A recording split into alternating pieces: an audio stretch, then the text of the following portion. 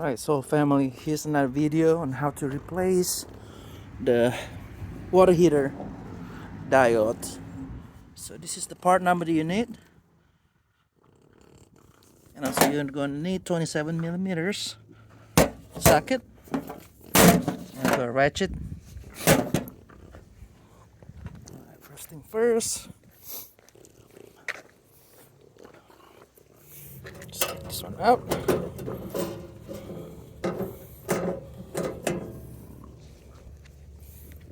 So once you take the cover off, put it in there.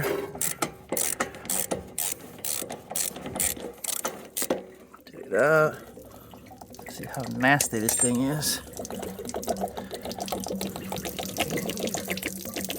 Drain out. See how the old diode is.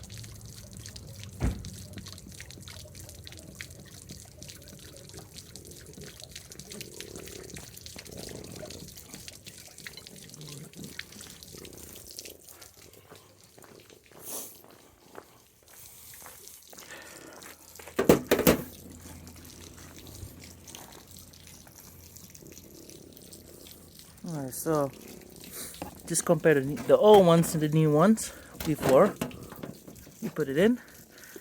They got Teflon tape, so I'm gonna use, instead of Teflon tape, I'm gonna use a pipe thread sealant.